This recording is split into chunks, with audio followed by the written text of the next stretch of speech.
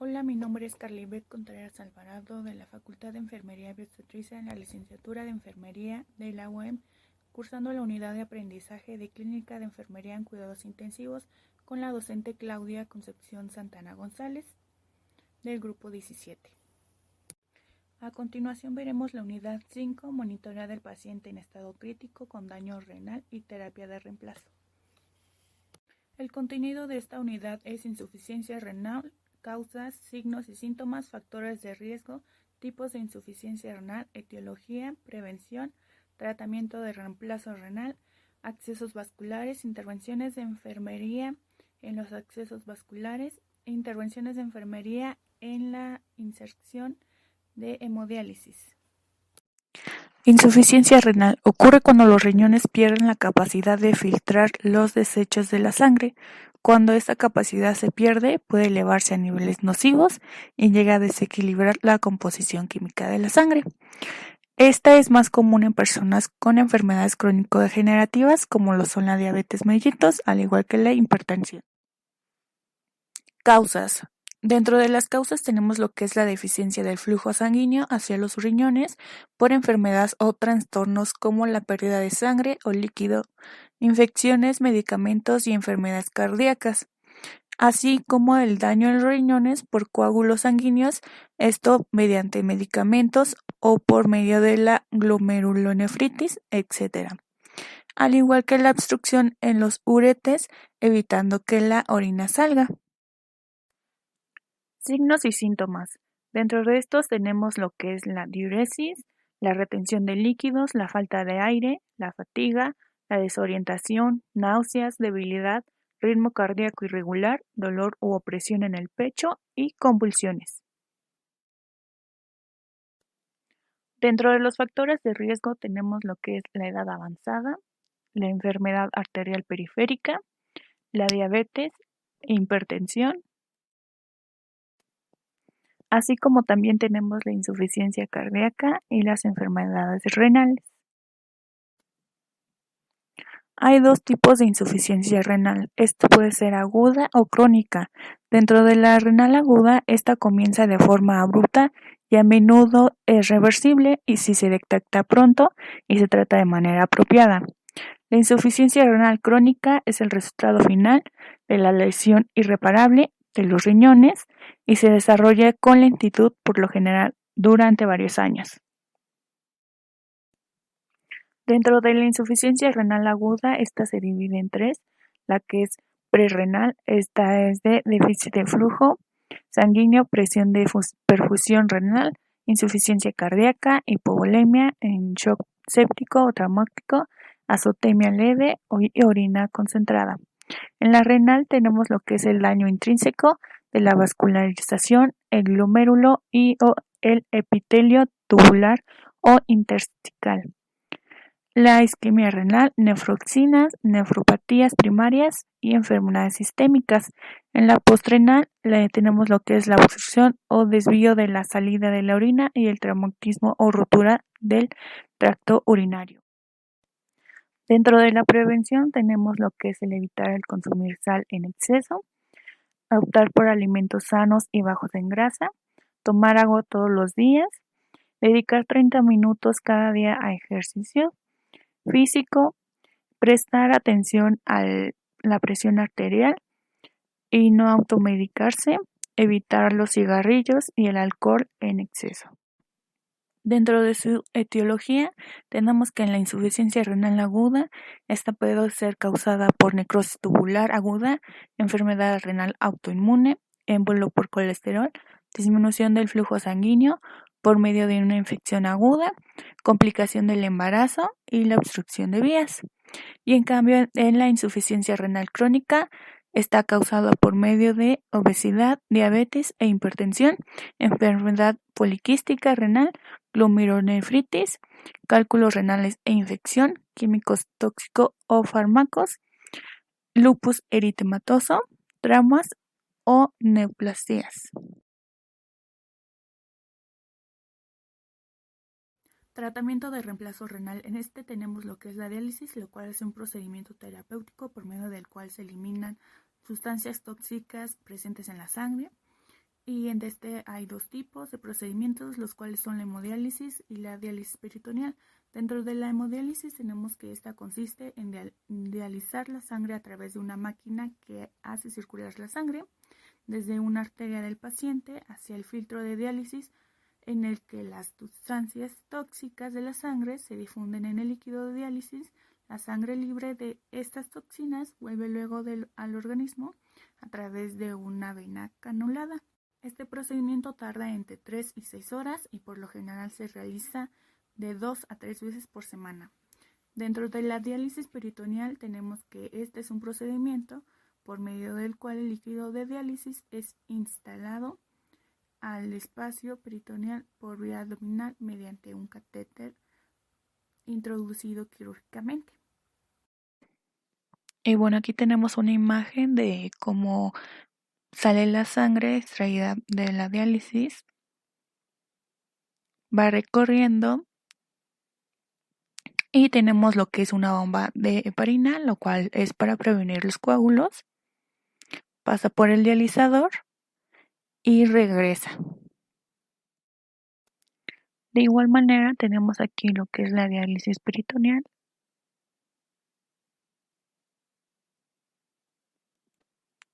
en el cual tenemos lo que es la bolsa dializadora y la bolsa de drenaje.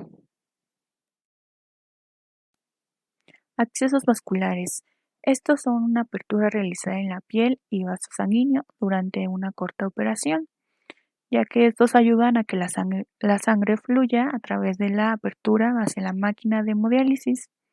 Una vez que ésta ha sido filtrada en la máquina, fluye de regreso a través del acceso en el cuerpo, facilitando el tratamiento de reemplazo de la función renal, y de la cuales hay tres tipos principales de acceso vascular para hemodiálisis, de los cuales estos se van a describir a continuación. Catéter venoso central. Este es un tubo de plástico flexible en lo cual se introduce bajo la piel y se coloca en una vena del cuello, el tórax o la ingle, y desde aquí el tubo va a una vena central que conduce al corazón. Este solo debe usarse para promover acceso de corto plazo para hemodiálisis en una situación de emergencia. Línea arterial. Este es igual un tubo de plástico, igual conocidos como catéter. Este es corto y blando. Se coloca directamente en una arteria y la línea arterial está conectada a un tubo grueso que conduce a una bomba de infusión y a un monitor. Y tenemos lo que es la fístula y el injerto. Ambos son prácticamente lo mismo. Ambos están unidos a una arteria y una vena, en el cual permite la intersección de agujas para el tratamiento de diálisis. La diferencia de estos es que la fístula tarda de 2 a 3 meses de maduración antes de poder utilizarse, y en cambio el injerto puede estar listo para usarse en 3 a 6 semanas. Intervenciones de enfermería en los accesos vasculares. Catéter venoso central. Dentro de la colocación de este vamos a informar al paciente, colocar al paciente en decúbito supino, lavarnos las manos según las recomendaciones generales, no rasurar si se precisa retirar el vello, cortar con las tijeras, lavar la zona de punción con agua y jabón, aplicar solución antiséptica desde el centro de la zona de inserción con movimientos circulares hacia la periferia, dejándola actuar hasta que seque. Proceder por parte del facultativo a la inserción del catéter, fijar la vía y tapar con apósitos estériles de gasa o transparentes semipermeables. Anotar fecha y hora de inserción en lugar visible, retirar todo el material utilizado y petición urgente de radiografía de tórax. Dentro del mantenimiento tenemos los cuidados del punto de inserción y cambio de apósito, en el cual vamos a disponer el material necesario en la mesa auxiliar, poner guantes estériles, retirar el apósito, cambiar de guantes, limpiar con suero salino empezando en el punto de inserción del catéter en forma circular, y se procede con el antiséptico de la misma manera, observar el punto de punción cada 24 horas, usar apósito estéril de gasa o apósito transparente y semipermeable, que se puede mantener 7 días. Cambiar los apósitos siempre que estén mojados, sucios o despegados. Poner la fecha de los cambios en un lugar visible. Inmovilizar de nuevo el catéter en caso de que haya necesidad de cambiarlo. Proteger con gas estéril las zonas de decúbito. No mojar el catéter con agua en el momento que se realiza el aseo de este. Vigilancia post-implantación. Monitorización de tensión arterial cada 2 horas durante las primeras 8 horas. Control de la zona de inserción por si existen hematomas y si estos se presentan, poner apósito compresivo y frío local. Vigila frecuentemente la aparición de sangrado. Elevar el cabecero de la cama si lo tolera el enfermo durante las primeras 6 horas. Administrar analgesia prescrita si lo precisa el paciente. Hacer curación estéril a las 24 horas. Revisar el estado y permeabilidad de las luces del catéter y heparinización con preparado comercial en monodosis. Cada luz se debe heparinizar con una jeringa distinta. Y registro de control y seguimiento.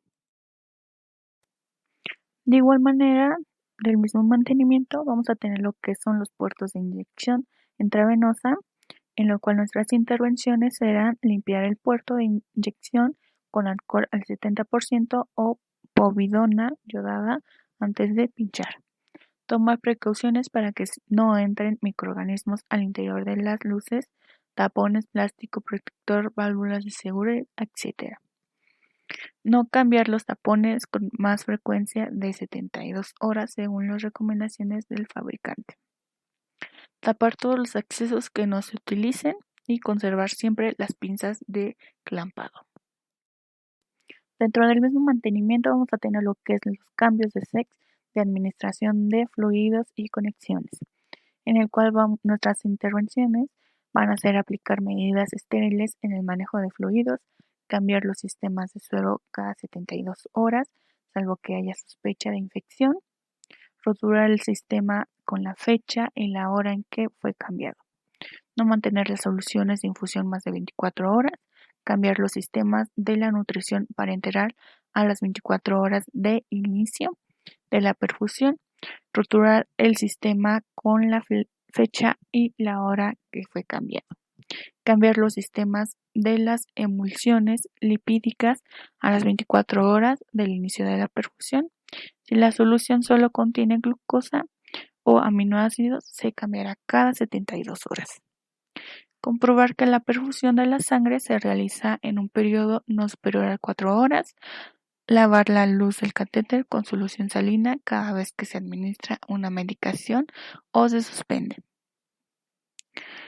Conocer la compatibilidad de las soluciones si han de ser administradas por la misma luz del catéter. Si se retira alguna droga, se debe extraer con una jeringa el suero de la vía hasta que salga sangre y después lavar con solución salina para impedir que se administre un bolo de dicho fármaco al torrente sanguíneo. Asimismo como cambiar los componentes de los sistemas sin aguja, al menos con tanta frecuencia como los sistemas de administración. El número de llaves de 3 pasos y alargaderas será el mínimo posible. Comprobar visualmente que ajustan las conexiones y llaves de 3 pasos cada 4 horas. Asegurarse de que todos los componentes del sistema son compatibles para minimizar los riesgos y roturas del sistema. Minimizar el riesgo de infección limpiando con antiséptico el acceso del sistema y usar solo equipo estéril. Dentro de los filtros tenemos el no usar filtros de forma rutinaria para prevenir las infecciones. Para retirar el catéter venoso central, nuestras intervenciones serán el informar al paciente, cerrar las infusiones y llaves de 3 vías y las luces del catéter. Tenemos que realizar la higiene de manos, colocar guantes estériles, retirar el punto de sutura, retirar el catéter lentamente para evitar una rotura. Si existe alguna resistencia, debemos avisar al médico encargado. Tener en cuenta la posibilidad de aparición de arritmias, ejercer presión con una gasa en el punto de inserción hasta que deje de sangrar. Aproximadamente son 5 minutos. Comprobar que el catéter está íntegro, cambiar los guantes por otros estériles para realizar la cura, limpiar la zona y aplicar solución antiséptica, colocar apósito semioclusivo, observar la herida cada 24 horas y registrar en los documentos de enfermería el día de la retirada del catéter y el seguimiento diario de la cura y si existe algún aumento de temperatura. El cultivo del catéter se hará solo en caso de sospecha de infección. Línea arterial. Dentro de su colocación, nuestras actividades o intervenciones de enfermería serán que previamente antes de colocar el catéter arterial se debe de calibrar el transductor. Se debe comprobar la circulación colateral mediante el test de Allen.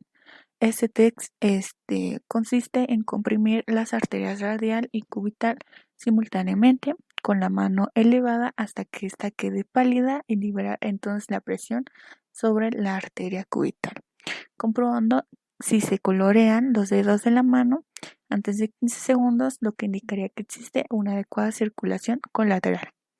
Mediante la técnica de Seldinger, se punciona con una aguja de 20 a 22 hasta obtener sangre pulsante. Se introduce la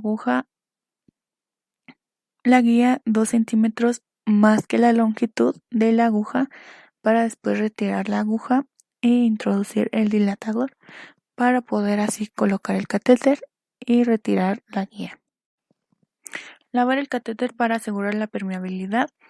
Conectar a la alargadera previamente purgada y a la llave de 3 vías. Esta se debe mantener una perfusión constante de suero salino heparinizado. Se fijará a la piel con sutura y se cubre con apósito estéril. Se debe de unir la llave de 3 vías al sistema de transductor de flujo. Unir el cable del monitor al transductor, realizar el cero y calibrar al monitor. Abrir el sistema de lavado continuo y la llave de 3 vías de forma que se conecten el flujo arterial y el transductor. Comprobar que la curva de presión de monitorización sea correcta.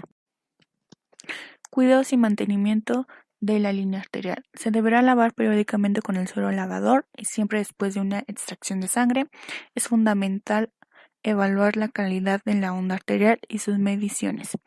Comprobar el inflado a 300 milímetros de mercurio en el manguito de presión al menos una vez por turno, así como que haya suero heparinizado suficiente. Realizar nivelación a cero y calibración cada 24 horas y siempre que sea necesario. Guardar la asepsia en todo momento. Se debe evitar la administración de medicamentos y sueros hipertónicos por esta vía, pues producen lesiones en la arteria. Vigilar la posible aparición de infección extravasación, así como la circulación distal de la extremidad puncionada. Y para su retiro vamos a retirar y desechar el apósito, soltar la sutura y retirar el catéter arterial con suavidad, comprimiendo fuertemente 1 centímetro por encima de la zona de punción, al menos durante 3 a 5 minutos, esto para evitar la formación de hematomas o una hemorragia. Posteriormente colocaremos un apósito o vendaje comprensivo, vigilando periódicamente la zona. Fístula. De los aspectos generales para el cuidado de la fístula, tenemos lo que es una adecuada higiene corporal. Debemos evitar golpes y rozaduras en el brazo portador, ya que puede llevar a que la fístula deje de funcionar o sangre. No cargar peso con dicho brazo. No tomar nunca la tensión arterial en el brazo de la fístula. Evitar apoyarse sobre el brazo de la fístula cuando se descanse. No utilizar ropas apretadas, bolsos, relojes u objetos que aprieten en el brazo de la fístula. Comunicar cualquier cambio en el aspecto de la fístula, como puede ser la inflamación, el enrojecimiento, la supuración, dolor o endurecimiento. No proporcionar nunca el brazo portador de la fístula para una extracción de sangre u otras pruebas. Lavado del brazo con agua y jabón. En algunas ocasiones que la fístula no se desarrolla lo suficiente, hay que hacer ejercicios apretando una pelota de goma dura. Cuidados de la fístula antes de la sesión de hemodiálisis. Esto es con el objetivo de los cuidados para evitar complicaciones derivadas de una mala higiene, como lo son las infecciones que ponen en peligro la supervivencia de la fístula, del cual dice que debe de ducharse o hacer aseo general en el domicilio antes de acudir a la diálisis. Una vez en la unidad, se procederá al lavado del brazo portador de la fístula arteriovenosa con jabón antiséptico. Esto, a su vez, una vez limpio, se procede a su desinfección antes de realizar las punciones por parte del personal de enfermería de hemodiálisis. Después de la desinfección debe de evitarse los roces y contactos con la zona. Cuidados en la fístula después de la sesión de hemodiálisis. En esta, después de la sesión y tras hacer la hemostasia, se procederá a curar los puntos de punción con desinfectante, colocando después un apósito o tirita. Tanto si se utiliza apósitos como hemostático local por sangrado abundante, se retirará en su domicilio mojándolo con agua, despegándolo despacio para evitar arrancar la costra que se forma. Después aconsejaremos lavarlo con agua y jabón. Y en caso de hematomas, se deberá aplicarse pomadas específicas varias veces al día masajeando la zona. Intervenciones de enfermería en la inserción de hemodiálisis. Cuidados de enfermería antes de la sesión de hemodiálisis. Se preparará todo el material, los cuales son el suero fisiológico, el equipo, la heparina, y se purgará el equipo. Se verificarán las órdenes médicas en las que vendrá especificado el tipo de filtro de diálisis, la cantidad de horas que el paciente se debe dializar, la heparinización. Se debe comprobar los parámetros de la diálisis: la presión venosa, el flujo de sangre, el flujo de dializado, la temperatura del dializado, conductividad eléctrica, así como la colocación de los límites de seguridad. Se preparará el campo estéril con las máximas condiciones de asepsia en la zona de punción de la fístula o de conexión de otro tipo de acceso vascular, como los ya mencionados. Cuidados de enfermería durante la sección de hemodiálisis. La punción se hacen dos punciones en una línea arterial, es decir, en la vena que mediante la creación de una fístula se ha arterializado, y otra en la venosa. Pinchamos la heparina. De inicio programaremos en las máquinas los valores de ciertos parámetros como la presión transmembrana, el límite inferior venoso, ultrafiltración y velocidad durante la sesión. Cada hora controlaremos parámetros de la presión venosa sanguínea, la presión transmembrana y coeficiente de ultrafiltrado. Se monitoriza durante toda la sesión el peso, las constantes vitales, la posible sobrecarga de líquidos y el estado del acceso. Vigilaremos la posible aparición de complicaciones como lo son la hipotensión, los calambres, la hipertonia, la hipertensión, vómitos, mareos, cefaleas, coagulación en el circuito, y la complicación más frecuente es la hipotensión. En caso de que se presente esta, las acciones serían disminuir el ultrafiltrado, la posición de Trendelenburg y administrar más suero. Dentro de los cuidados de enfermería después del procedimiento, será que aproximadamente a las 4 horas se desconectan los equipos y se realiza la hemostasia. Es importante tener en cuenta que si la fístula es nueva, se hará compresión con la mano y no con las pinzas de hemostasia. Se administra la medicación oral si procede, se vuelve a pesar al paciente y se toman signos vitales. Y bueno, estas son algunas referencias de donde se sacó toda la información. Y bueno, eso es todo. Gracias por tu atención.